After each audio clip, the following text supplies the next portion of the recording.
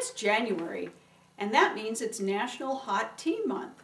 So to celebrate, I decided that today I'm going to sew this quilt block together. It's called Tea Party.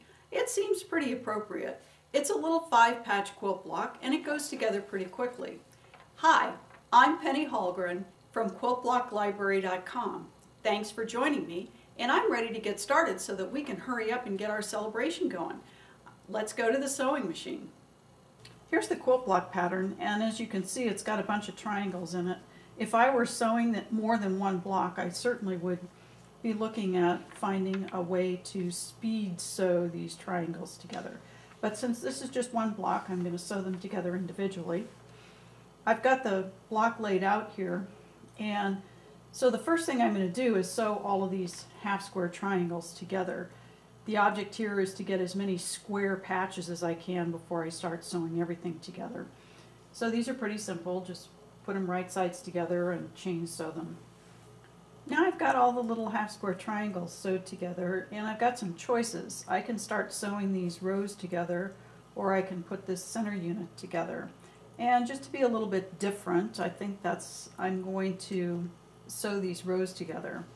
So I'm going to do it this way. I'm just going to take two of these patches and sew them together, and then I'm going to bring them back, these 4 sets of patches, bring them back and lay them back out on my board.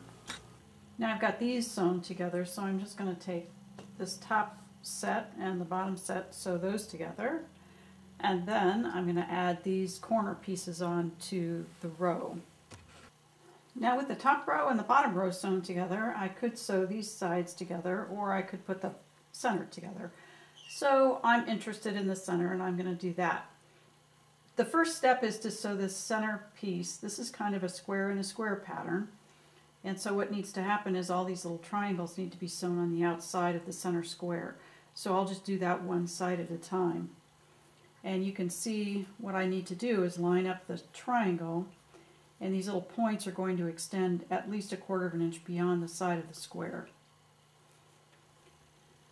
Now I've got one triangle sewn on. I could just go around and add one side at a time, but I tend to like to add them like I add borders. So I'll add the second side, and then I'll sew the top and the bottom on. So now the 2 sides are sewn on, and I'll sew the top on. And this time I'm going to fold the seam allowances so that they're under the darker green that's in the center. And now I'm ready to sew the bottom triangle on, and I just want to make sure that I fold my seam allowances the same direction that I did when I sewed this first triangle on, because you want to make sure that your seam allowances are flat. Now I've got the center square done, and I just need to add these outside triangles, and it's a similar process, just to add one of them at a time. I've got the first triangle sewn on to this center square, so now I'm going to sew the triangle that's on the opposite side and get that one attached. Now I have the top and the bottom of these sewn together, and so I'll just attach the next 2 sides. Now the center square is done, and I need to sew these patches together that are down the sides. So I'm just going to sew these right sides together. I'll do that on both sides with these 2 patches. This pair is sewn together, and this pair actually is still sewn together, but it's still in my machine.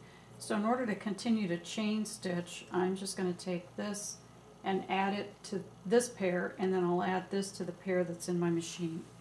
Now we've got kind of sets of patches together, and this is not exactly row for row, but what we can do is sew these side sets of patches on, and that's going to then make the center part the same size as the bottom and the top, and then we'll be able to attach these 2 final rows.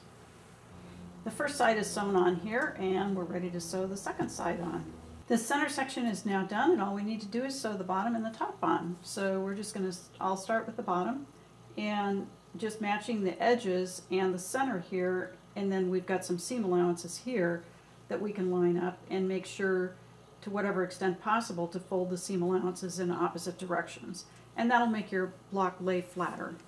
Now the bottom part is sewn on, we've got the top part, and then we're finished with this block. Our Tea Party quilt block is all finished, and we're ready to go celebrate National Hot Tea Month.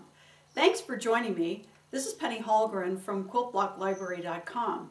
As I mentioned earlier, if you're planning to sew this block multiple times, you might want to look at some speed piecing techniques for sewing half square triangles together.